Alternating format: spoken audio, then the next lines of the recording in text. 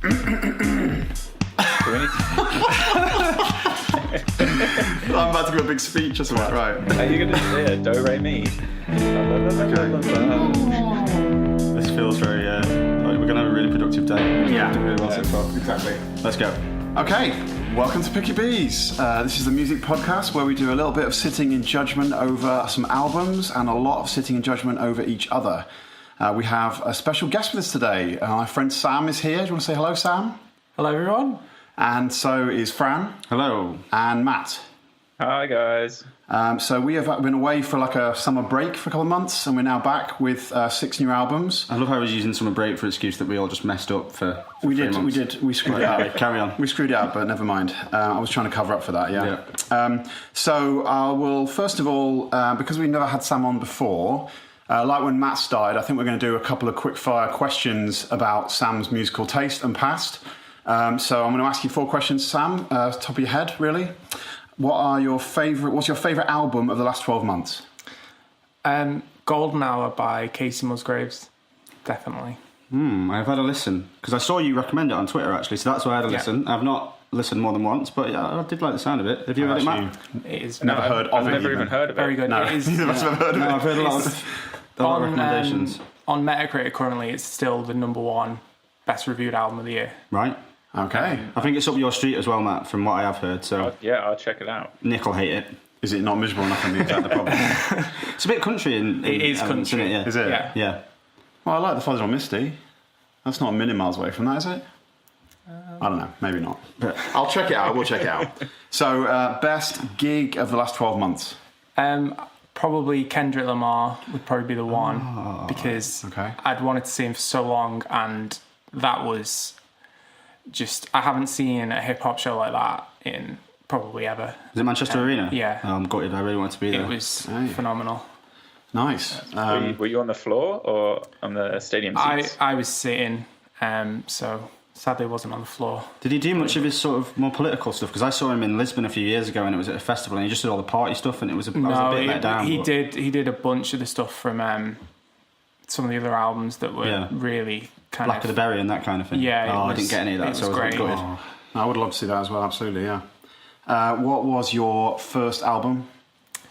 My first album that I had that was mine. And can you say before you say it, are you proud of the fact this was your first album, or is it something you're not cool He with? did just sit up straight while you said it. So. I know, yeah, he's ready to defend himself. I'll be proud of it. You guys will think that this is ridiculous to be proud of, but it was Step 1 by Steps. Wow. Okay. That probably Nice. ages me pretty quickly. Okay. Yeah, that was the first album. I remember going to the shop specifically with my mum and going, I want this. Matt's was Spice Girls, which we learnt when he first started doing the podcast, so I think you've just Yeah. managed to get we're a in worse step. first album than Matt. Wow. Which I didn't know was possible. That's pretty harsh. Yeah. And worst gig ever? The thing, a worst gig, I don't think I've ever been to a full gig and gone, why did I come to this Right. whole thing? I just thought I've seen a lot of sport acts that I thought I've questioned whether I should even stay. Right. Like, they've been that bad. And this year we saw Baxter Jury, and some people may think Don't know. anything of that. I know him, yeah, I like him. I thought he was probably the worst person I've ever seen Really? perform. I mean, I've not seen him live, but I like what I've heard of his. And he was basically booed off the stage Really? before Noel Gallagher. It was It's a bit of pretty a different bad. crowd to Noel Gallagher, though, isn't it? Definitely. Yeah. Wow. And it wasn't That's pretty. a weird support for Noel Gallagher, because he's more folky, isn't he? That'd be a weird mix. It was, yeah. Yeah. Not good. Not good. very strong. Cool.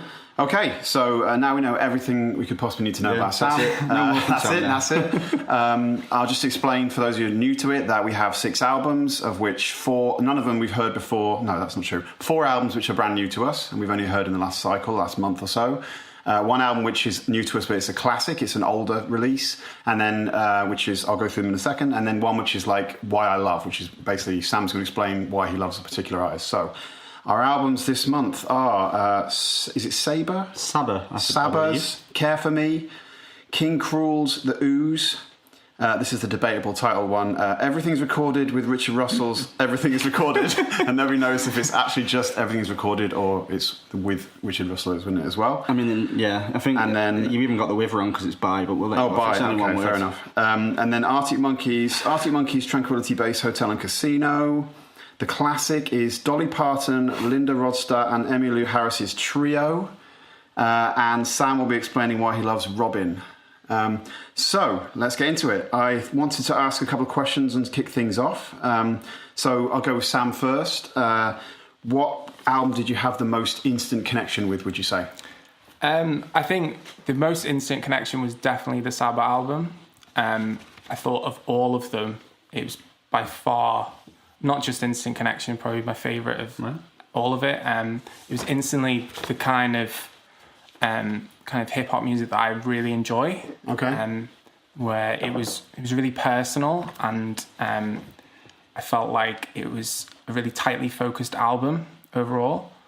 So yeah, from the very start of it, I thought I knew I was going to enjoy it. Yeah. Just the way it was produced, the way he the lyrics that he writes and the way he delivers them just brings you into the album so quickly. 100%, okay.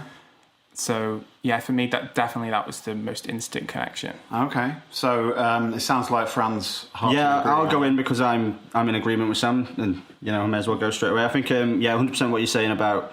I don't know if it was my most instant connection, but I connected to a few of these quite quickly. But I think what you're saying about the narrative in there, the story he's telling. I think if I don't know how much. I'm always known as the one who does the research on these albums. I never know what the hell we're talking about, but yeah. The album is kind of mostly about his cousin who was murdered. Just before the album was just as the album was written and not long before it was released, and he was murdered, I think, because he had a coat stolen from him and he tried to argue back and he was stabbed.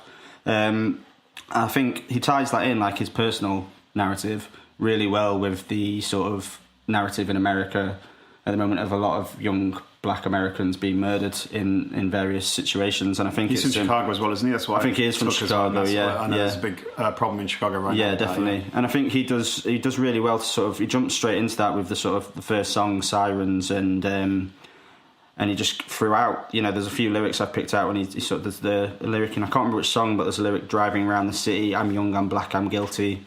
There's one in the second song, which is the third song, I think. Life. Yeah, Life, where he sings, where he raps about them wanting a barcode on my wrist to auction off the kids that don't fit their description of a utopia. And then he says black in the background, like a problem won't exist if I just don't exist. So he ties it all in really well, and then he talks about his depression quite a lot. And the one final thing I want to say about this really is the song Prom King. Yeah. Which is definitely towards the end, which is a long. Is it 11 minutes or something? It's I thought it was like 8 or something. It's a long song. It's a long song. It starts off as kind of a really sweet story about him and how him and his cousin bonded, how they didn't used to trust each other, and then his cousin introduced him to a girl who he went to prom with, and then the song speeds up throughout to the point when it's the night of his cousin's murder, and I just thought it was an absolutely brilliant song and a really good way to sort of tie up the album. So it was up there with my favourites, but I had a few that I really liked on this list, so I'll go into that more later. But okay, why don't we turn to Matt then? What do you think about this album, Matt? I liked it a lot. I wasn't the best album of this kind of type I've ever heard, but at the same time, it was. I thought it was very strong. There were definite high points. I also really liked Life and had the same lyrics written down as you, Fran, because I thought it was super clear, and it was kind of interesting. He was drawing these comparisons to a dystopian future, but then it's also this future that's happening right now. Yeah. But then he also he talked about other stuff as well. So I really like the song Grey, because he was talking about the music industry and how the struggle. Yeah. And how one about the B-sides being the best song sort of thing, but the record label making it release the others. Yeah. And the fact that he has to lose his authenticity to actually get his voice heard at the same time. So it was really interesting hearing him discuss and deliberate about that idea and not really coming down on which way he was going to go necessarily, Yeah. but like it was just the necessary evil of the business. But I do Do you have think anything that, we are not so cool with? Because it sounds like it's a total love fest on this song Well, right we've now. not had you this yet, album right so- now, so. I feel like some of the songs were maybe like Broken Girls was weaker. Yeah. It's not as rich in story. I mean, it got to a point where after I listened to this album a lot, I wasn't as interested as coming back to it because there isn't as much diversity within the album. But Do you think that partly comes down to the fact that we've been working on this playlist for nearly 3 months, though, compared to the 1 month we usually have? that could also be Yeah. an issue. Yeah. Right, okay. Nicholas, So shall I jump in? Yeah, go for it. So, I think I generally agree with a lot of things that have been said. I would say the thing I would maybe I'll start with a negative, actually, just to break up the pattern of everyone saying it's the best album they've ever heard kind of thing. I thought the album started kind of weakly, really. I felt like it was the third song, Life, where the album started to really find its feet and kind of You get hate the the pace. starts of albums every time. Yeah, I think Sirens it's so is a hard great to get. song. It's so hard to get an album started off really, really well and get that pacing right and get that energy right. And as Matt pointed out, what song is it called? Broken Girls, the second song. Is the weakest song on the album, and it's I'm not unfortunate gonna that's the argue with second. That's the second song on the album. That seemed like it was actually in tone as well. It was slightly different. It seemed like there was a real disjoint between the end of the second song and the start of the third song. When I thought the album should have started, because those first two songs sounded much more like the Frank Ocean kind of stuff that we listened to a while back, like that kind of like slightly R&B infused, reflected sort of stuff. So, but I mean, that said, once you got past those couple of tracks, I love this album. I thought it was probably my favourite of the albums we did in this selection. So yeah, I was really So best of 5, very consistent. That was mostly the stuff I thought about it. Really, I thought it was. I thought it built as well quite well. And I suppose one thing I could do to argue against myself a little bit is say that it builds in maturity as the album goes along, and that's why I think Prom King, which is right near the end, is probably the best song on the album, and the most complex, and is right at the end. So in that sense, maybe it's meant to be a journey from innocence to experience or something like that, and that's the way he's put it together. But the only unfortunate thing about that is obviously as a listener, you come in and you're kind of not as enthused about the start of it. So anyway, so yeah, that's Well, we're I all think being really positive on it, and you're being positive, but I'm still going to argue with you. Okay. The fact that you said like it's not a good start to the album, I think Sirens, and I think Sam was saying something similar, is Sirens is kind of I think it sets the scene for the album completely. Like it tells the story of what happened to his cousin, and that's kind of the context for the album. And it's a good song. It's not like it's a poor song that's just putting a story in. I do think it's one of the best songs there. What about you, Sam? Would you rate that as well? I'd agree. I think everyone's kind of in agreement about Broken Girls. Yeah. I didn't. Whenever I went back to the album, I didn't get that same feeling that you're talking about Okay. kind of wishing it had started with Life. Yeah. I do think, as you said, it definitely, the end of the album is kind of the highlight, and that I think made me keep wanting to go back because it was such a kind of journey through the album. But yeah, So basically, we've agreed so much that I tried to cause an argument at the end, but it still didn't work. No, not really. Not really. Sorry, I'm sure there'll be other moments. Don't panic. Yeah, don't worry. So, Matt, that's the next question. What album, hopefully not including the one we just discussed, grew on you the most in the course of the time we had? That would be the Arctic Monkeys. Okay. Wow. Interesting. Tranquility Base Hotel and Casino. Yes. Yes, yeah, I couldn't remember. I was trying to think of it.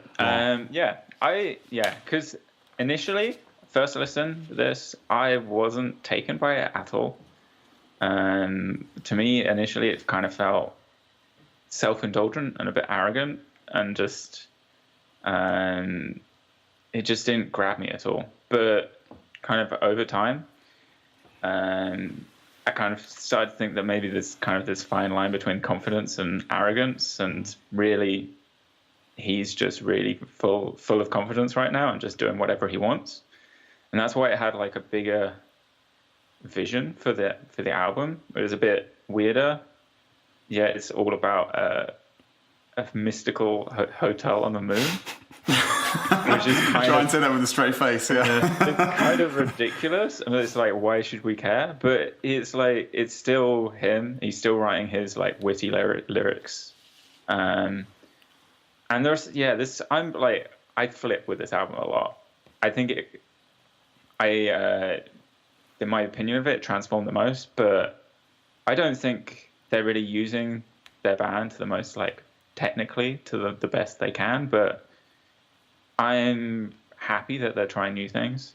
Okay. And I think the big thing that I'm taking from this is that this makes me more excited for what they're going to do next than for this album. I'm going to put on, next time I want to listen to Arctic Monkeys, I'm going to put on AM or one of their older ones, but I'm excited for what's next. Okay. Who wants to jump in? I feel like I can see the other two around the room, and they're kind of like itching to say something. I feel like. Go, Sam. Go. Sam, go for it. I feel like I should jump in because I picked this one. Yeah. I really, really like Arctic Monkeys. I'm a big fan. Yeah. I bought tickets to see them. I think we know what's coming. For this, like, they released the tickets before the album had come out. And I just absolutely hate the album. Wow. I thought it was by far their worst album. You talk about that kind of like confidence. I found Alex Turner impossible to enjoy at any point. I found from the very start that It's a good thing that Matt's 1,000 miles away can separate the two, you know. he just annoyed me to the point of, even in the songs where I felt like I could enjoy some part of it, like something like Science Fiction, I feel like the band on that song is fine. I'm enjoying it. I get the vibe of it. Just anyone else performing that, I'd have probably enjoyed it, but he just put me off instantly. And even like 4 out of 5, which is the song I've heard the most, not just because of this, because it's being played and was the single or whatever. I just find everything felt a bit like a dirge that never ended. It's a 40-minute record that felt like the longest record of everything that we covered. Yeah. And I found myself having to force myself to go back and listen to it.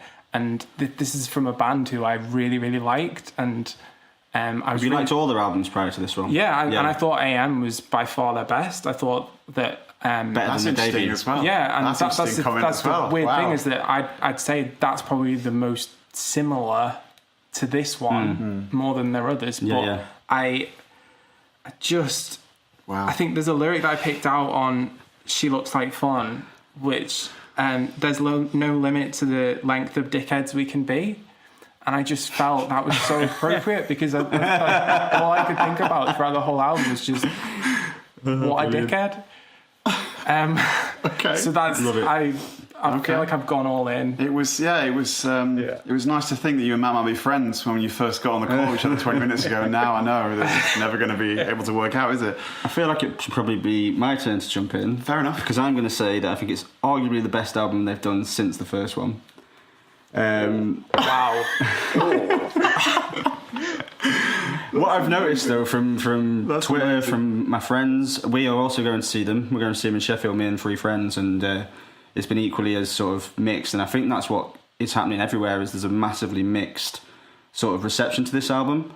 But for me, I'd say it was probably my most instant connection as well. If I was to answer the first question, and I think I just thought it was really interesting to see them go off and do something different.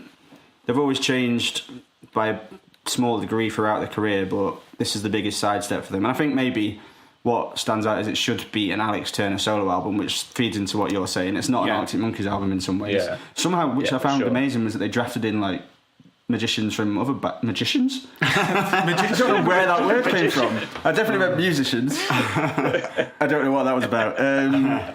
Musicians from other bands. Tame Impala, I think one of them was from, and but sounded like they had less of a band, so that was interesting. But This is still a good thing, though, is it? well, I tried to think of it more as an Alex Turner album and not an Arctic Monkeys album, because it is very different. But I think the idea that it was a load of like short stories about different characters, I still thought it was really witty.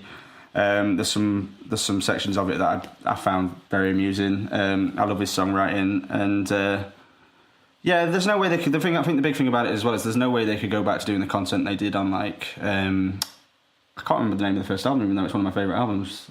Whatever people say, and that's what I'm not. Like, they can't go back to that content on Humbug, where they're writing about being sort of, little kids in the Reebok Classics and getting involved in fights and running from the police, because it's just not believable with them anymore. So I think they needed to do something really different. I do think the first half's stronger than the second half of the album by quite a long way, but yeah, I liked it a lot. So I will say that I really love doing this podcast. I really do love doing this podcast, and this is the situations that arise that make that the case. I think this is a terrible album, an atrocious album. I found my concern now is what I'm going to say is not going to do enough justice to how much I dislike this album. That's my worry. I'm going to say something and you think, oh, that's the reason there's a problem. There are so many problems. The first one, I'll just randomly pick one, is his cringingly crooning voice is unbearable. He used to do this a little bit as like a parody on like You Look Good on the Dance Floor from the first album. And he's just swallowed himself completely in this lounge singing crooner, which is just unbearable, absolutely unbearable. So I just feel like the artifice that he was playing with in the first album, and I'll talk about the other albums in a minute, but just the very first album, which I absolutely loved, like Sam did, and like we probably all did. He's let that swallow everything that he's trying to achieve, and he's just become a parody of himself, which is a nightmare, an absolute nightmare. So I thought that I picked up on a couple of things a couple of people said about the band. One of the best things in that band is their drummer. Matt Helders is an amazing drummer. Yeah. And in this, he was just left just keeping a 4/4 time while the other guy was doing like this lounge, review kind of thing. It was just So again, I'm trying to contain my contempt as much as I can. Very angry about this. I am really angry about it. I am angry, and I'll say I'm angry because I love like we all did. I love the first album.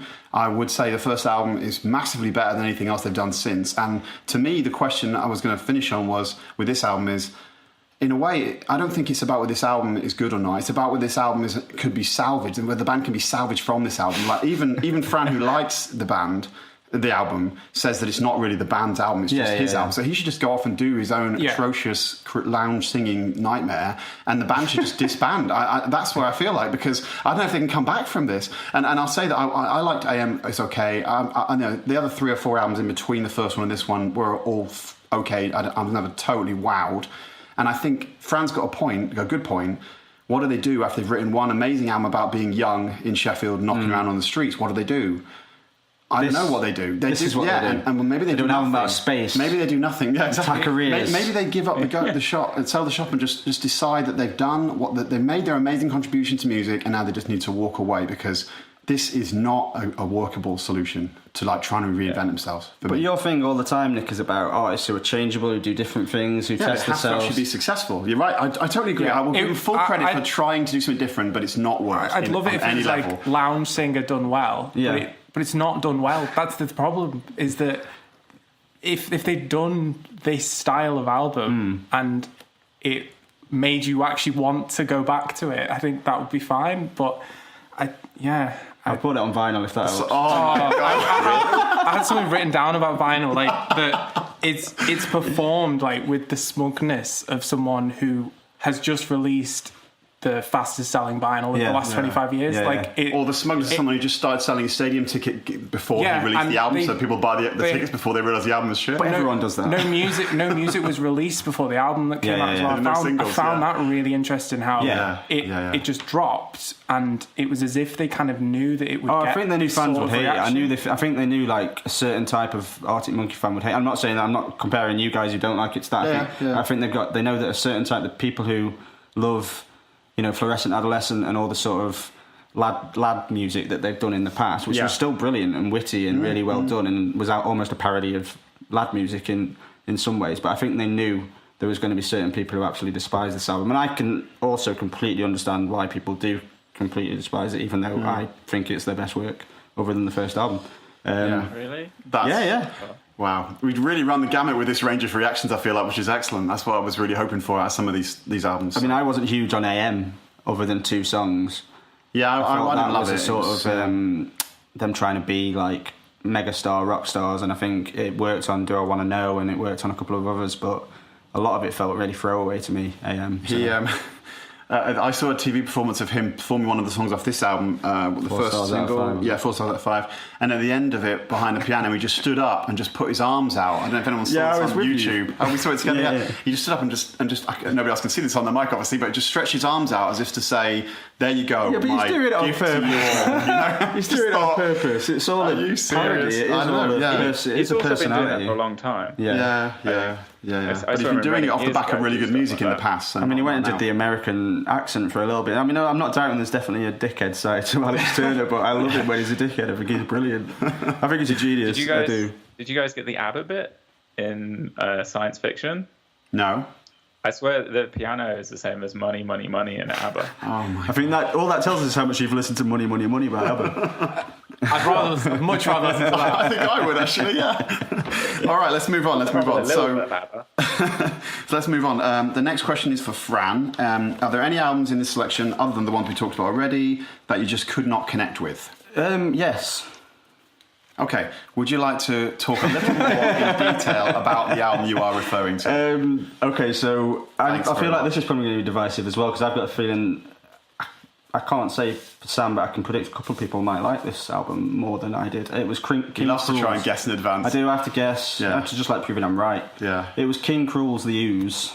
That was the one I could not connect with. I couldn't connect with it at all, actually.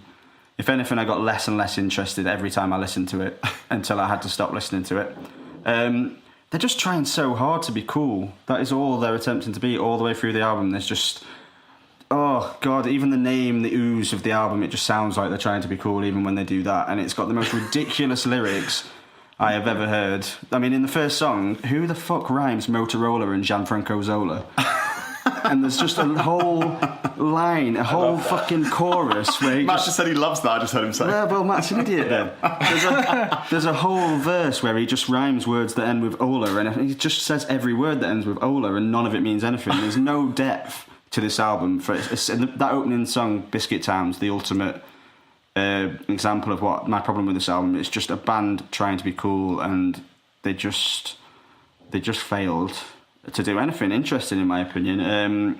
They tried a different few varieties of genre, I think, but there was just, for me, there was no pull. It was just, I was bored. So yeah, There is an album I definitely could not connect to. Okay, anyone else want to jump into that? Sam, what do you reckon? What about that album in particular? I actually agree entirely. Okay. Okay. And I think even after all of that stuff I just said about the Arctic Monkeys album, I think this was probably my least favourite of the whole thing. Okay. I actually compared the two a bit in their kind of droning, kind of endless... See, this one felt droning and endless to me. This definitely. was like 70 minutes, if not 80 minutes long. So for you, it was like a double version of the Arctic Monkeys album. But like, the main thing was, it's just the voice. I just could not stand it, and it felt like the sort of album that people really, really force themselves to listen to over and over again until they like it. Because they want to be cool. Because they want to be cool. It was like who say that because they're supposed to like it because they're told this is, and I just hated it. And I'm really glad. I thought I was going to get shouted at for my opinion on this album, but that's... You might, you never know. And I felt exactly the same. I came into this thinking I'm going to get shot down instantly. Yeah. That this is like... Well, we're together, mate. If they argue, we'll just leave. Yeah. Oh, that'd be helpful. Okay. Matt, why don't you jump in and then I'll go last again. Yeah, I also struggle with this album a bit. So I've liked King Cruel for a while, but I've only really ever listened to a couple singles. Is it not their first album, Matt? Do you know how many albums they've done before? He's done. Is it just one album before? Oh, okay. Right. But I didn't realize. I think maybe two, but he was. I remember listening to him a long time ago when he went under the name Zoo Kid. Right. But it was much more sparse then, and it plied. Most of his music focuses on his quite strange voice, which I do like when he uses it well. It's not a voice. But for a lot of this album, he's just you have to give him the fact that it's a voice. music. Come on. Sorry, Matt. We talked over you. I apologise. Go ahead. Yeah. But like some of it is like he's just droning over some like asyncopated beats that don't make sense. And so I think like Cadet Limbo was one that stood out as a particularly bad song to me. I'm glad you could be asked to remember some names because I couldn't. Cadet Leaps. I couldn't tell you what any of them sounded like, honestly. Yeah. Some of them are better though. I think I liked it when he like picked up the drums, added some pace, and he actually had a bit more like venom in the song. And then I felt like it was actually going somewhere. But it was not particularly inspired, I don't think. And so yeah. This was the one I was most disappointed with. Wow, okay. This is not what I was expecting at all with this album. I really thought I was going to be on my own, but... Well, I did not love this album, but I certainly didn't hate it as much as anybody else, I think, out of the three of you. To me, it seemed like he was trying to play around with some creative ideas, but he didn't really bring them to fruition a lot of times. One thing that's problematic about it, as well, as it came in the playlist just by accident, right after the Saba. Yeah. And the Saba, on many levels, sort of left it behind, I think, like quality-wise, production-wise, songwriting, everything. So that made it look kind of in the shadow of that album a lot, which was kind of a problem. There was some incoherence in it and some lo-fi stuff in it, but I didn't know how to feel about that, really. I felt like sometimes he was trying to do something fresh, but it didn't really work out that well. I mean, I wouldn't say... I'm certainly not defending it to the extent that I think it was a great album, but I wasn't that fussed about it particularly. I thought there's one song in particular I really didn't like, Dumb Surfer, is it called? Yeah. Which was, that's one that stood out as particularly painful. Yeah, it was really annoyingly produced with like this noise on it. But I mean, that said, I don't know. I feel like I would probably listen to something else he did and see whether it was any good. I would see if he had any better ideas, or rather, not the ideas, but see if he brought things through a bit more to completion. So yeah, I'm again, I feel like it's going to sound like I'm defending it versus the three of you, but I'm only saying I think there was some redeeming things that might be worth going back to him for in the future. That's about all I'd say about it. So really. Better than the Arctic Monkeys album then? Oh yeah, oh my god, way better than the Arctic Monkeys album. Yeah. I mean, it had some interesting things going on sometimes, at moments, whereas the Arctic Monkeys was just a parody of a terrible lounge band from the 70s. Yeah. Okay, so that's we should go on to there's three more to do. Let's talk about Everything Is Recorded, shall we? Yes. Okay. Why don't you? Might I go first? Yeah, you've been last every time. Yeah, exactly. Yeah. So I feel left out. So this one is the kind of album that I think if Fran was guessing, he'd think I loved. I didn't guess on this one, actually. Yeah, I didn't think about it. But I felt like it was all right, but it seemed like a bit of a mishmash of different attempts to do different song styles and sort of drop different producers or not producers, different features into individual tracks that I found didn't really hang that well together as an album. So they were decent enough songs. I'm trying to think of... actually, most of the songs that Sampho was directly singing on, I found to be the strongest ones on it. Yeah. But kind of amazing, isn't he? Yeah. So that was, I'm still annoyed with him though because he beat Cape Tempest to the Mercury last year. So I can never really forgive him for that. Just to put that out there. I know it's a fair point, but still, it's just not cool. So I suppose the Sampho tracks are strong. The worst track on it by far is "Be My Friend." I thought that was a really irritating song. Nick's wrong again. Wow. It was so annoying because it just kept looping the same sentiment over and over. It just went nowhere. It just had no development conceptually. It just sounds like looking at his notes again, like are we talking about the same song? Obviously, it was just really melodically repetitive. I found so. Anyway, I don't think the album was awful, but in the end, it was just okay. And again, the I can't ever say it, but the Saba album, again left it behind. Saba. I can never say it. I can never say it. I know what my problem is. I don't even know. But yeah, that left it behind. So again, it couldn't really compete with that, I don't think. Yeah. So, Sam. I keep going second. I feel okay, Fran. I'll go. Yeah, all right. So I thought it was great. I thought it was... one thing I've written down is that I think some people might argue that it's not an album in the technical measure of an album, but I felt there was enough that tied it together, really, to make it an album. I think there was a lot of similar themes throughout it. I think the repeated speech about how there are times when we feel like we're alone and all that kind of thing kind of there was a lot of themes that tied it together, and I think it was just a really good. You talked about the various artists featuring on it, but I think it was just really, each time I think it was really well chosen. I think Abaye and Sampha, I'm big fans of both of them anyway, and they just really brought the songs to life. So I do think the songs with them on featured were the best. But other than that, the one song that I really did like that stood out to me was "Be My Friend." I don't know if anyone's mentioned that one. I thought that was great. Oh, come on. I had my other favourite was Kane, which is just Abaye features on that one. But yeah, "Be My Friend," the guy on that is his name's Infinite, and that is apparently Ghostface Killer's song. I don't know if anyone else found that out, which I was I love Ghostface Killer, so that might be why I love that song. But yeah, I thought it was really strong. I thought I'd never heard of Richard Russell. I find that main refrain really repetitive. Be my friend. Be well, that was what the song was, and it's kind of that's what happens in songs sometimes. They have a chorus, or a refrain. It repeats. Less than 50 times though. But I thought I think it was a really good sort of example of a collaborative album, and I was really impressed by it. And I think probably my favourite on the list. Wow. Yeah, big fan. Okay. Right. So Matt. And that's Sam go last. Matt, what do you rate? So I like this a lot. I think I'm similar to Fran. I think this may be this favorite album on the list. But a lot was dependent on his collaborators.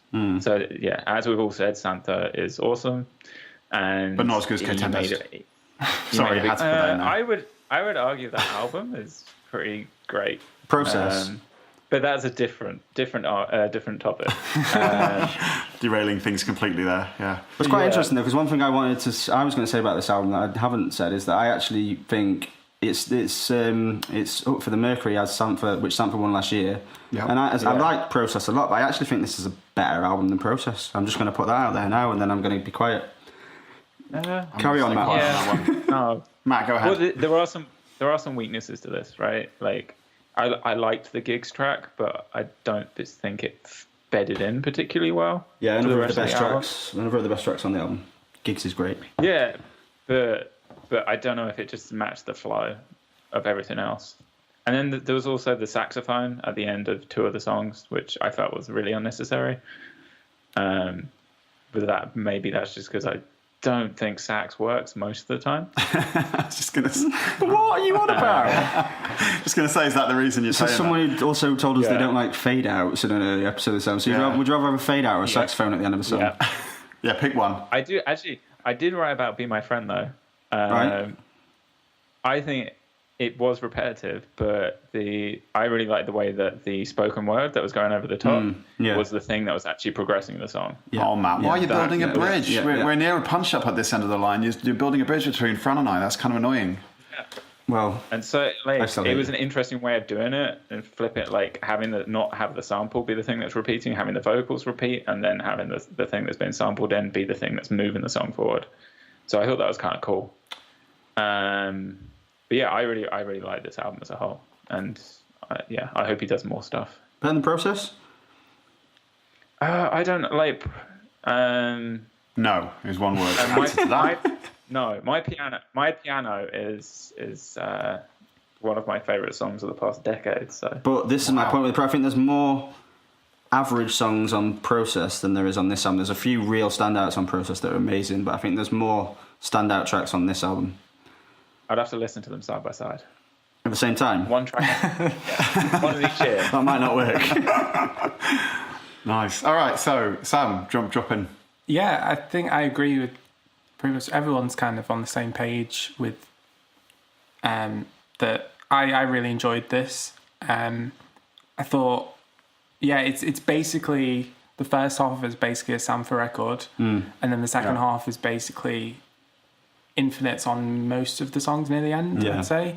But that I wrote that's no bad thing. I think it kind of works better if you think of it more. I thought of it like a playlist, basically, just like a kind of producer doing a playlist. Yeah. And I liked the way that the interludes between the songs kind of brought them together, even if some of them were quite different. Like I liked the Gigs track, and I I think I hate to bring Be My Friend up again, but I actually wrote down here, which is why I reacted when Nick was saying it before, that the best tracks are the ones that properly go somewhere, like Be My Friend. Because I actually felt like that did kind of progress. I also, the song Bloodshot Red Eyes, I pointed that out as that was probably my favourite song on the whole record. I just feel like it was so... It had this like euphoric kind of quality to it, which compared to everything else that we listened to this month, I feel like it kind of stood out as well amongst everything else. But yeah, I liked it. I thought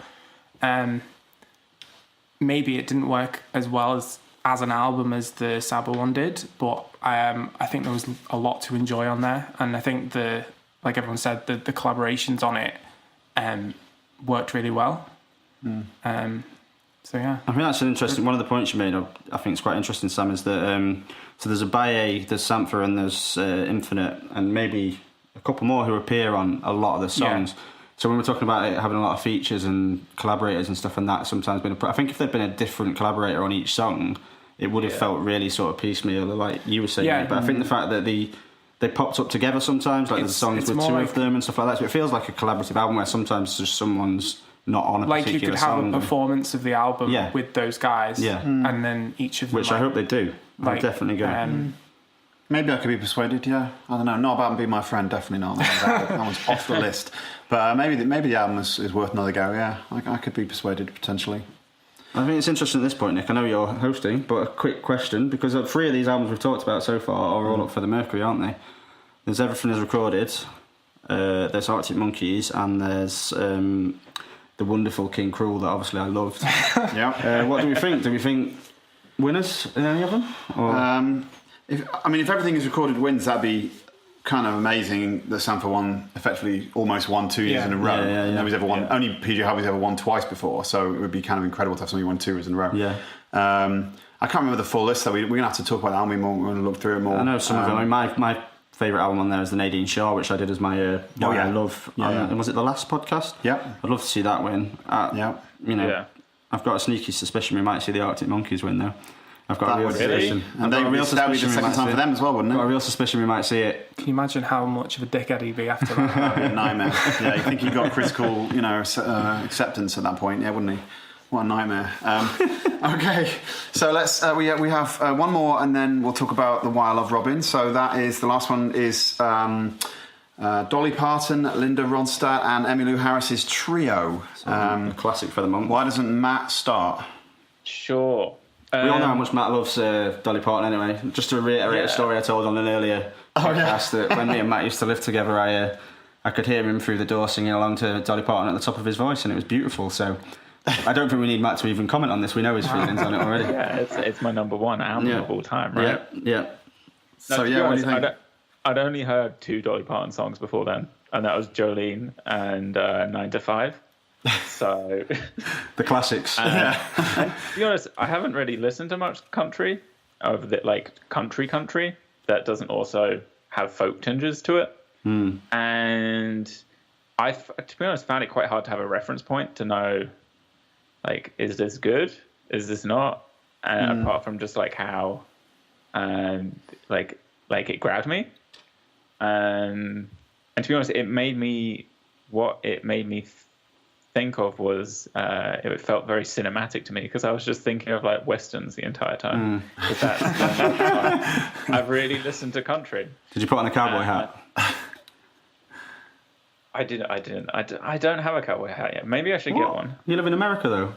Yeah, but when I get citizenship, they give you one, right? Yeah. Exactly. When I got mine, they did that. Yeah, exactly. But yeah, like, the harmonies in this are crazy. If you like harmonies, this album is definitely for you. Because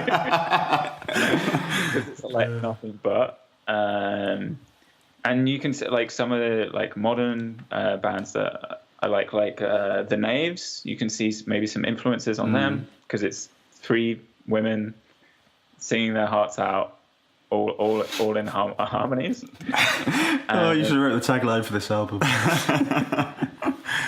And I have a favorite song on the album, like Hobo's Meditation. I quite liked a lot because I thought it was quite funny the way they're musing on equality in heaven and like whether that actually exists.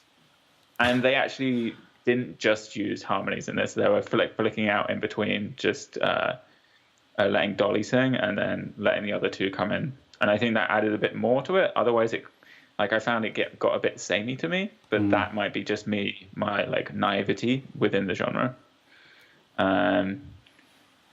But yeah, I didn't realize I read about this album and I couldn't believe it was nominated for a Grammy. Was it? Yeah, for album of the year. Was it? It won. Yeah. It Didn't win album of the year, but yeah. Yeah. Do we know what won that year? I think U2. Yeah, U2. Joshua Tree. Joshua Tree. I was going to ready to. That's quite a good album, so I can't really say much. Just move on. Okay, I'll jump in, shall I, now, this time? Yeah. So I was really... it was a really interesting exercise doing this album because I also don't know country very well. But I was really trying to... I struggled a little bit to try and understand what the goal was of having these three... what I understand to be big stars of the genre all on the one album. It seemed like it was a supergroup of sorts, but then it was like everyone was on guitar all playing solos together. You know, like, so when you talk about lots of harmonies and stuff, I found it a bit overwhelming. Like sometimes they felt like they were competing in terms of, I mean, they musically worked well together, but they were sort of competing in performance to like out-shred it on guitar, as if it was like, you know, watching like Van Halen, like three Van Halens.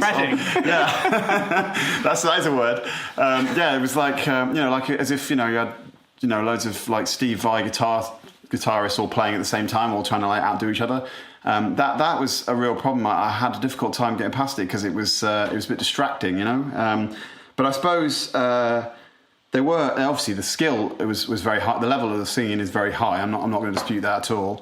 I actually didn't like the one. What was the one you referred to? Hobo's Meditation. Because it felt like it fitted them very much in a. So this is just my fault. I will totally concede. I'm generally looking for something less in a genre, you know, less that fits in a genre in music I listen to. And this was very much, and that song in particular was very much a country song on a country album, you know, within that genre. It sat so well within that space that I just sort of felt like, okay, well, even though I don't know the genre that well, I kind of don't see there's so much more to get to with it, you know. So some of the songs reminded me. This is the only connection I sort of did jump to.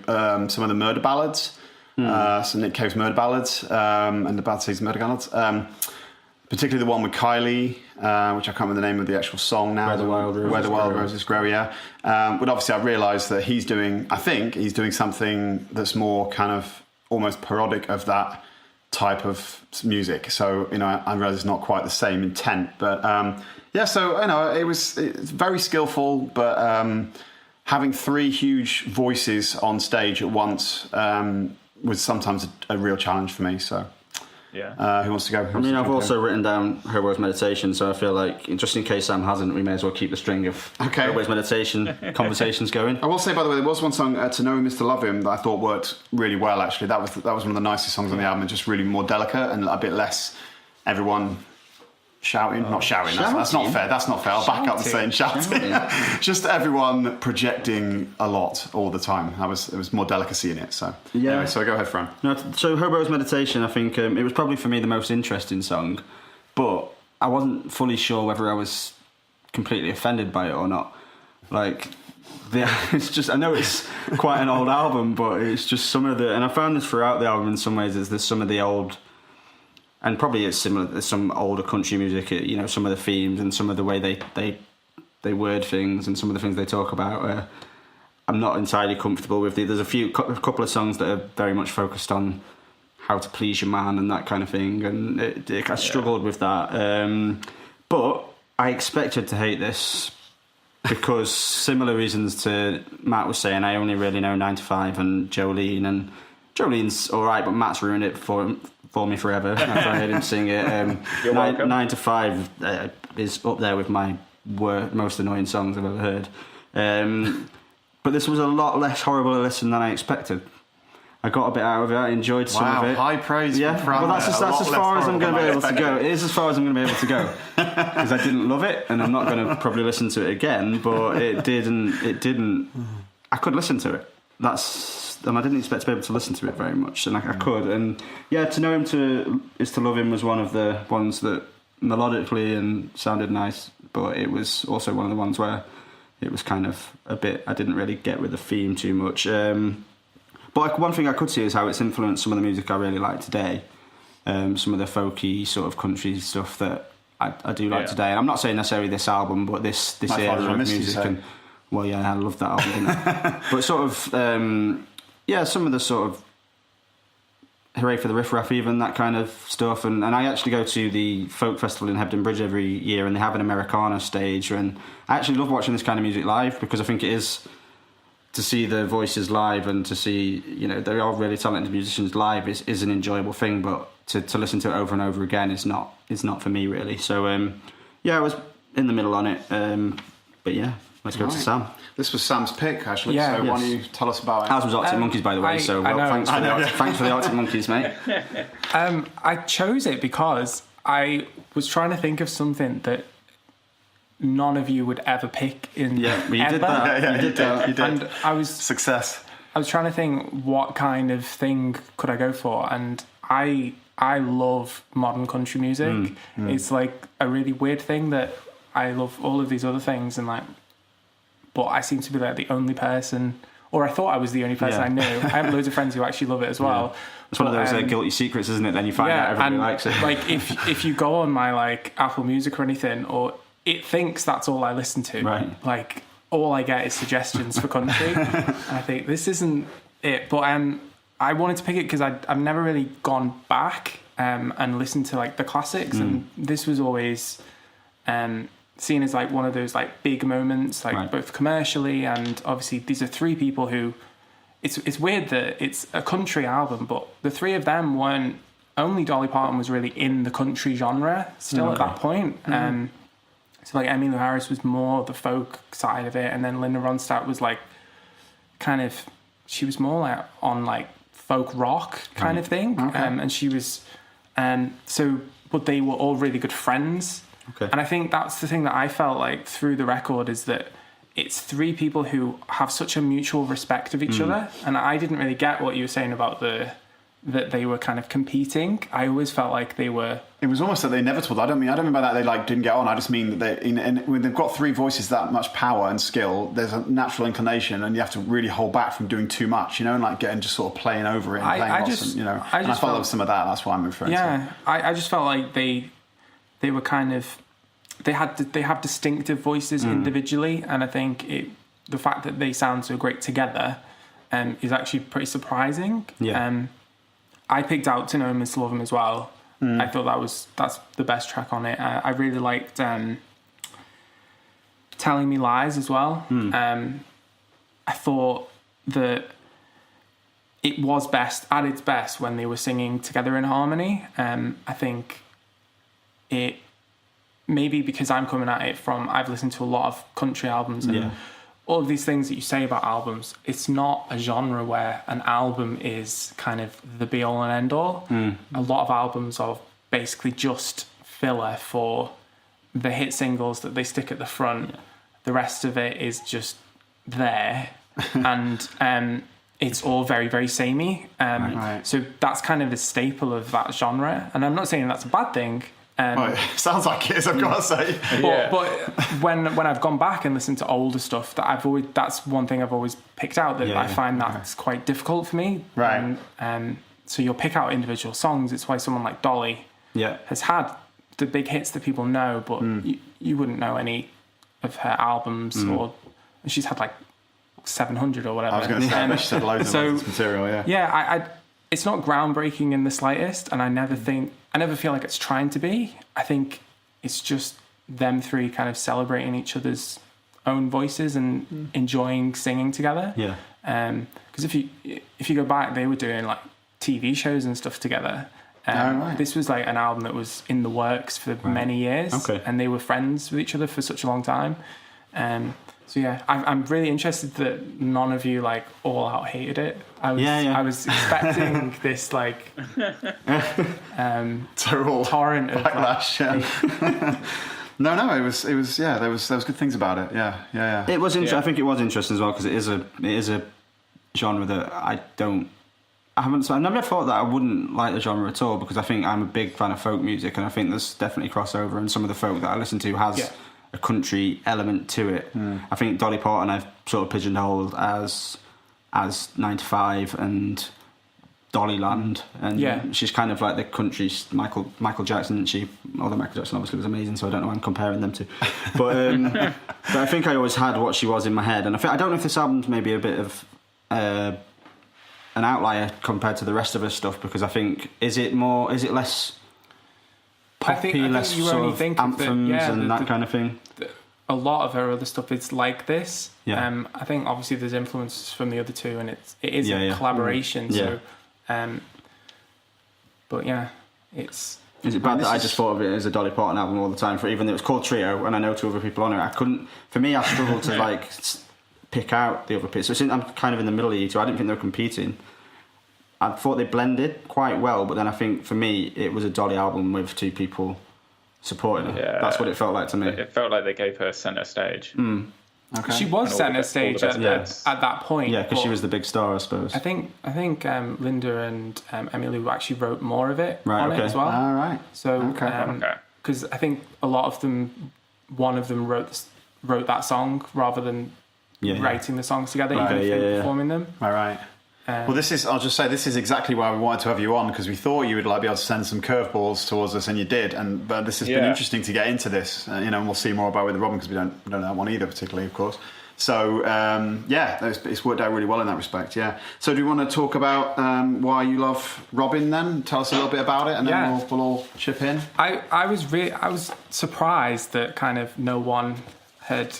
When I listened back to the last podcast when you said that I was coming on, I was surprised that none of you had really kind of heard of her or even knew any of the songs. I'd heard of her and I knew like the 2 big, is it Dancing on My Own and... I had never heard of her at all. What's the one at the end of... No. Get close with every heartbeat. I knew those 2 songs, but that was the limit for me. That was all I'd heard. So I absolutely love Robin. I'd probably say, for me personally, like probably in my like top 3 like artists like of my life. It's been that kind huge. of. She just manages to capture this kind of. It's dance music and it's electronic music a lot of the time, but there's just so much heartbreak in there and so much emotion, and through the way she sings and through the way she writes mainly. I just think, I personally don't think there's been anyone in the past few decades doing electronic pop music to that standard that she has, and especially recently. It's quite funny the timing of this.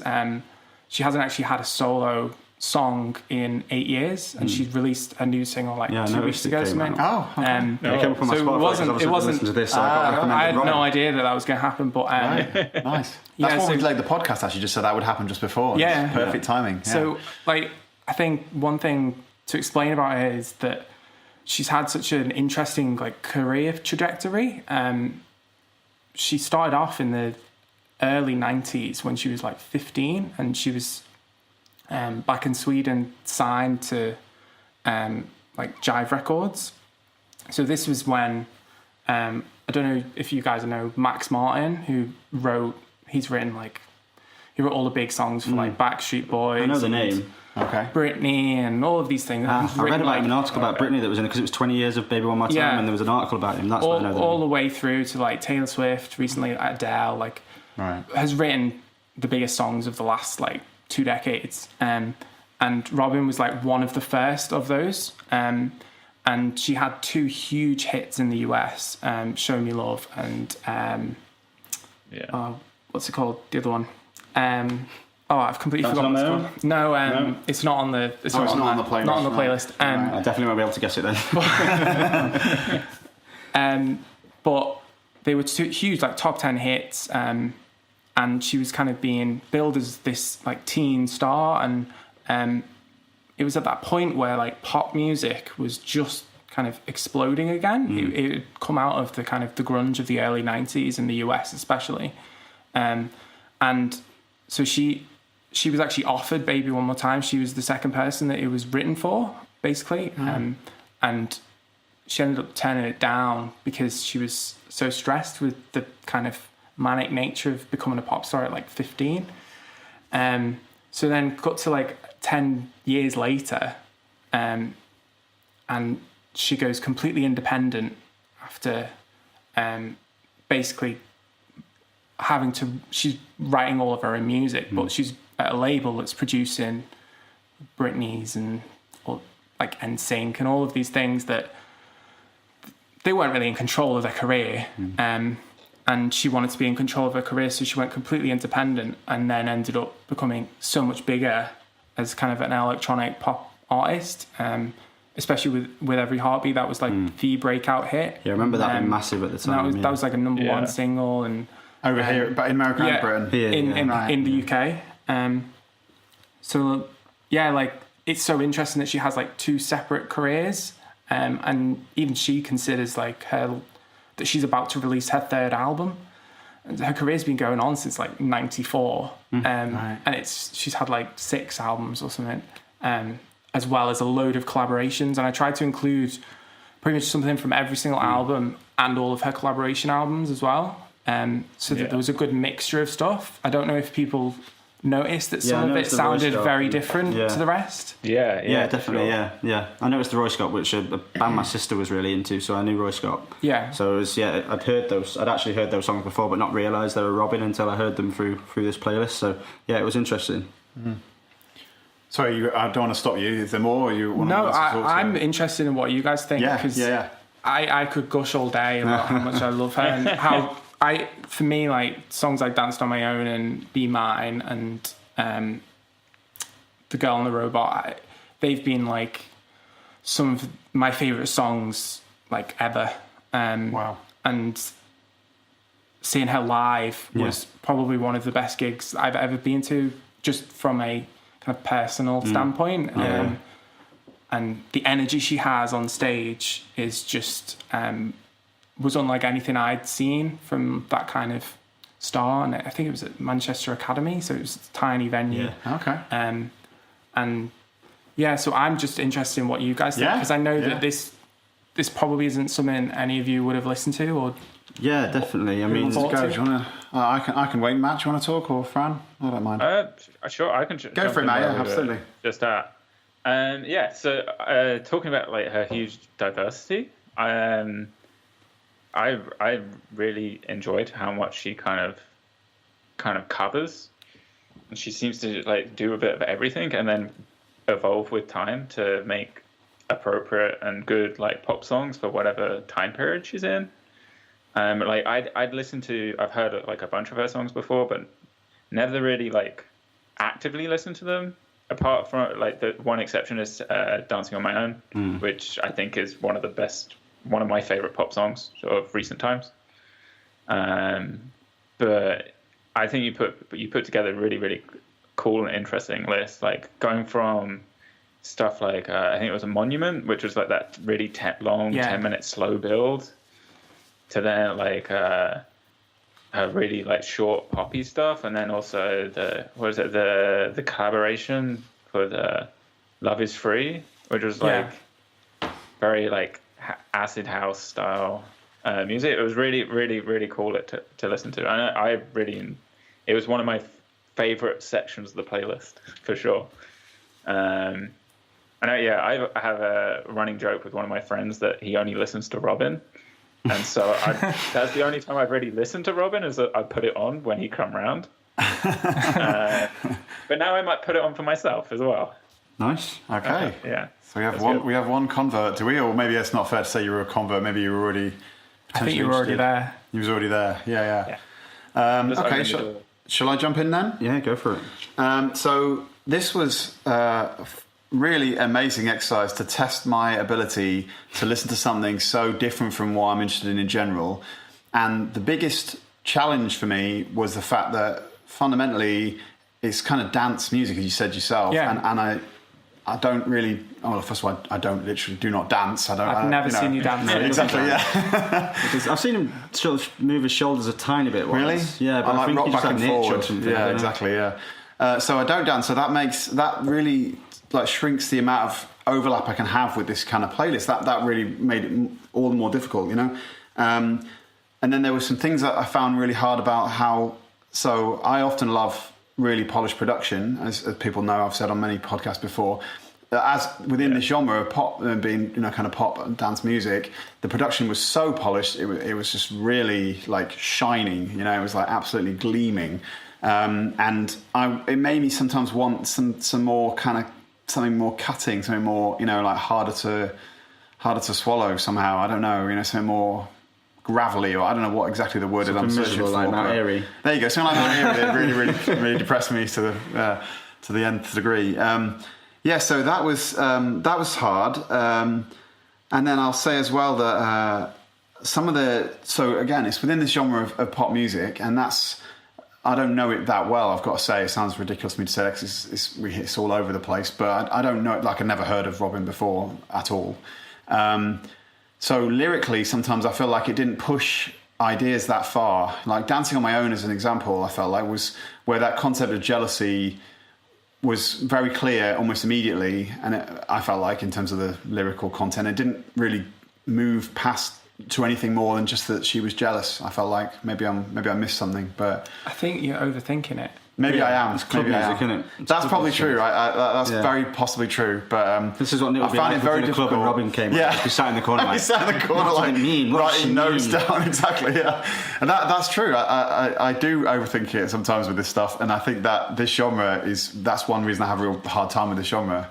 General pop dance music. I look for something really complicated, and maybe I don't need to. So I can see it's my limitations as well, but I can't say I loved most of it. I don't think we were going to get someone who loved Mount Airy to also love Robin. I just don't think that was ever going to happen. So I think that's, so yeah, go ahead. So I think I'm probably going to fall in the middle of everything we've heard so far, in that it was, for me, I'll be honest straight away and say, when I knew you were doing Robin, I wasn't excited because pop music is, for me, again, not something I know a lot about. It's my sort of kryptonite in a way. It's usually what I'm put off by, but a big part of that is probably largely down to the fact that I don't give it a chance and I sort of recoil at it. And I think actually it was an interesting experience for me to spend some time with a playlist that someone who was obviously a big fan had put together, because I actually got into some of it a lot more than I thought I would. There was a few tracks, particularly Show Me Love, Dancing on My Own, which Nick loved,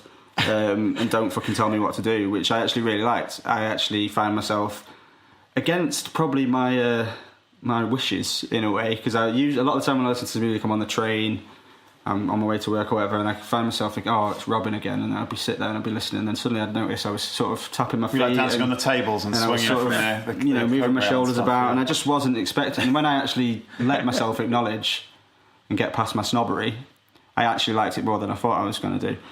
Quite a bit more on occasion, but then I to be completely honest, because I like to be honest, there were other songs that were I just couldn't cope with, and I'm going to point out Fembot was one of them.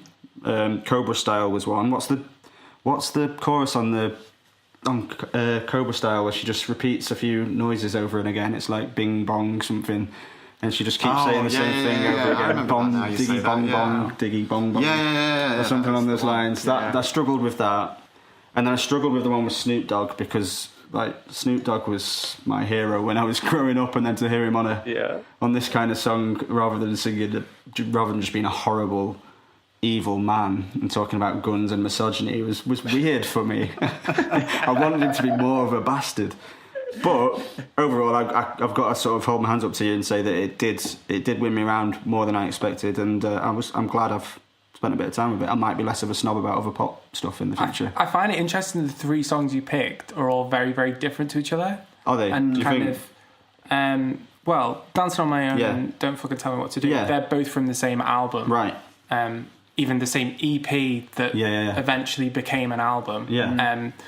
But like Show Me Love that's her big Yeah. debut. Show Me hit. Love reminded me, and I think this is why I liked it. It reminded me of sort of early Michael Jackson, sort of Jackson 5 stuff in the way it's put together, totally. and I'm a massive fan of Michael Jackson and the Jackson 5. That was my music growing up, really. So to hear that and think I can hear a tie in there, and then actually to move further forward, Christine and the Queens, I always saw a connection between them and Michael Jackson, and I could see that sort of that movement between those influences, and that was great for me. And she'll have definitely been influenced by 100%. by Robin as well. Yeah. I suppose they are quite different. I hadn't thought about that, but don't fucking tell me what to do. It's probably one of the hardest songs, one of the danciest songs. I thought I was interested to see what people would think of that one. Yeah, I'd say that was probably my favourite. Why I included it. That was probably my favourite on the playlist. Because I find that song is just... It's like, it's not a song, it's just like speaking about things. Yeah. All just the things that are killing me. And I find it so interesting compared to something like Dance. I think that's what I like. I think it was the dark. Maybe what Nick was saying about he wanted something a bit darker sometimes. Like he's talking about my drinking is killing me, and it just felt a bit. There's some edge to that song, and I really like that. I think that came across really well. So that would have been. Yeah, I was talking about my production more than lyrics, but I see what you're saying. Yeah, that would be my standout, definitely. I struggled with some of the like I say the fembot side of things, and I just I struggled with what it was all that about. song sits directly next to those other two songs from that album as well. Right, okay. Which is really interesting. So I'd like that album and then I'd hate it and then I'd like it again. You'd like it again, yeah. Wow. What about you? You've not really mentioned which your favourites are on there. Do you have standouts? Is there a particular... No one's mentioned Be Mine, and I find that weird. I did include it, didn't I? I believe did I you not? did. Be Mine was the second to last. Yep. Yeah. That's one of my favourite songs like ever. I just... There's so much emotion and heartbreak in the lyrics, and I know maybe it's not super complicated, and maybe it is obvious, but a lot of the time that's fine. Yeah. And like there's a lyric in it, and the opening lyric of that song, I'm gonna get it wrong now. You can't after everything you've said about it. I know. You're not get this lyric on. Now the pressure's on. Yeah, right. It's a good thing, 'tis never show in the pouring rain, as if a good thing ever could make up for all the pain. And I remember listening to that song when I bought the album, like, because I didn't know Robin before that record, and it just completely, like, I'm not even exaggerating, like, that song and the songs around it on that album, like, just completely changed my outlook on listening to music. And I was only quite young at the time. Yeah. I would have been about like 14 or 15 or something when I was listening to that, and just that song and Dancing on My Own as well. That is one of, if not probably my favourite song of the decade so far. It's just been it's to the point where I know that there was an infamous cover version that was done last year, that ended up becoming a huge hit, like selling a million copies, nominated for a Brit Award. Who was that one? By someone from Britain's Got Talent. And okay. Nightmare. I was not a fan. Oh, it's always horrible when that happens to one of your favourite songs. And I was like... X Factor and covers. Like when she did Hallelujah. I just... Yeah, and I know so many people who that song is like the thing for them. And right. I think for me, it's interesting how she has that kind of... She can have those like heartbreaking songs, but they sit side by side with all of the dance stuff as well, and there's not really a distinction, and it brings all of the music together. I feel like some of her more recent collaboration stuff, like the one that Love Is Phrase on, like that EP is just like completely dance. Right.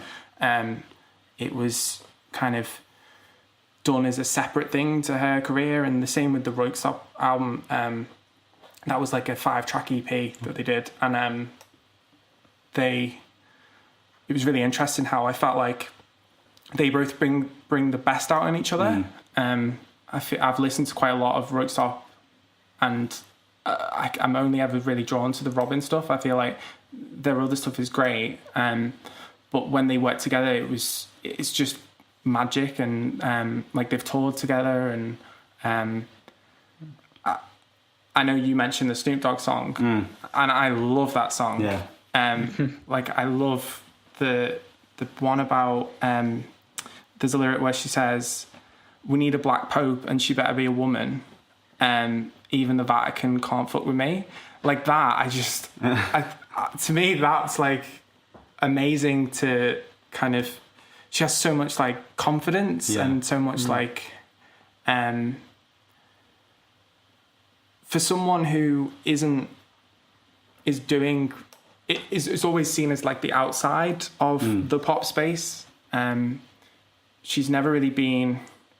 She was only very early on the center of kind of like mainstream commercial pop music, and in the last few years, it's just kind of been. She's been like this, like all over the internet, like blogs and kind of. She's always seen as an alternative pop star. Yeah, I'm not gonna lie. I almost felt like she was a one-hit wonder in some ways. Like I knew she'd been around more than a one-hit wonder, but because there'd been those sort of Show Me Love and With Every Heartbeat that were huge, and I knew really well. Yeah. I didn't really know anything about her, so I thought not a one-hit wonder exactly, because it's not like Spaceman, Babylon Zoo, and never came back. But I felt like she was that, you know. But and the fact that she hasn't had an album since 2010, when Dance for My Own came out, it kind of feels like she has been away for a while, even though she's had loads of songs in between with various other people. But yeah, I'm interested to the different reactions. Actually, it's not what I expected. Well, we'd like to surprise people. That's what we do. One question for you, because you mentioned at the start of this that she was one of your. I think while we've got you here, it's quite interesting. You said she was one of your top 3 artists. Do you know who the other 2 of those top 3 are? Because you seem to have quite varied taste in music, so I'm quite intrigued to see who the other 2 would. Like the person who would be my favorite artist, like probably is not my favorite artist now, right? And that's probably changed like recently. Have they done something terrible or something? Been in the news? Yeah. As soon as I say who it is, you'll know exactly why. Right. Rolf Harris. Nah. Many albums. Throughout all of my like life-loving music, it has always been Kanye. Right. And you talk about someone who makes it impossible to like them. Yeah. Outside of that, Laura Martin is one of my absolute favourites as well. Top 5 for me. And part of me would even consider her album Once I Was an Eagle. Yeah, it's probably my favourite album. Just of anything. You listening, Nick? I am listening. I think it's amazing. Actually, I think I know I try to say that I have a wide-ranging set of tastes in terms of listening to some crazy hip-hop, top 3 in it, but that is a wide. Fucking that's a crazy broad canvas there. I mean, that's amazing. That's why I wanted to ask, because I thought that would be the case, that you'd have a really varied top 3, because I knew you were a big. In fact, that's what I mean. I don't know. That's what I'm kind of a loss. Like, how do you change gear? Nick's a from Robin to Laura Marling, or Robin. You should see my like current tunes playlist that I have of new music, or my top 40 of the year or whatever. It is all over the place, and like you'll get like a random country song in there, and then you'll get. Yeah, because you said you like kind of popular country as well, don't you? Yeah. So that is wow. Whereas Nick's top 3 artists have all been in Sebadoh and Dinosaur Jr. I don't think that's I'm not getting into this conversation right now. I'm not even drawn on that one. Yeah. So no, I think it's a pretty remarkable achievement to have that wide taste. And I'm glad you didn't do Laura Marling, because me and Matt are both absolutely obsessed with her, and it would have just been sort of. For me, it would have been. I would have enjoyed it. My other one I was thinking of doing would have been Bjork. Right. But I know that you've covered. Yeah, we did. It's kind of a known entity. No, I wanted to pick someone who. This is a great pick. They're both great picks. Yeah, absolutely. Yeah. Everything was a good choice. Except you picked the Arctic Monkeys as well, so thanks a lot for that. Well, I mean, that was a good pick. It was a fun discussion. I suppose so. Okay, so we should probably wrap up. On its way. It's called it now. Let's finish up then. So we want to talk about next time. First of all, I want to say thanks so much to Sam for being on the podcast. This is great. We really hope we can organise it again to have you come in again at some point. We'll get talking about it. In terms of next time, we're back to the 6 normal picks. So I'm picking.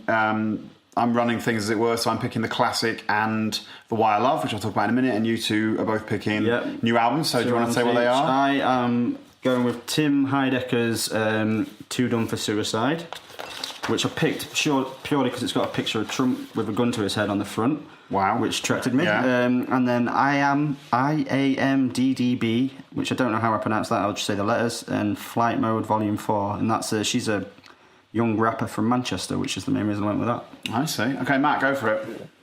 I've gone for the soundtrack from the movie Sorry to Bother You, and that's done by The Coop. And I've also gone for Lamplit Pros, which is the new Dirty Projectors record. Okay, great. And I think you can get the playlist still on bit.ly/Piggy Bastards playlist. You can. Yes, yeah, absolutely. Thank Well you. done. We also have Twitter Yeah, as well. follow us don't on we? Twitter, We also @Picky have- Bastards. @Picky Bastards, yeah. Capital B. And I will be doing the classic, which is going to be Black Sabbath's Paranoid. And then I'll be doing a playlist about why I love Pavement. So, Not just I think that's- Pavements. No, the band Pavement, the 90s Okay. band Pavement. Let's be very, very clear on that. Yeah. Okay, so yeah, thanks again to Sam. I think Sam, that's everything. one thing before you, do you want to tell people about your blog, your link to your blog or anything? yeah, do you absolutely. Want to do a bit of a plug? Yeah, I do a blog on it has various music stuff, but it's mainly a series where I look at the biggest selling albums of all time worldwide, and I just listen to them, review them, usually complain about how bad they are, especially if they're by Mariah Carey. Yeah, that's 808s.com, which 808, yeah. yeah, Is it's that right? complicated to say out loud. Okay, I'll put a link on Twitter. Yeah, Yeah. we'll send it Yeah. out, I'll put a absolutely. link on Twitter. Yeah. And in the You check it out. I've description read a lot of his to the stuff, podcast and as it's really good stuff. So yeah, you should definitely check it out. Yeah. Brilliant. Cool. Okay. Well, thanks a lot, Sam, and we will see you next time. See you next time. Bye.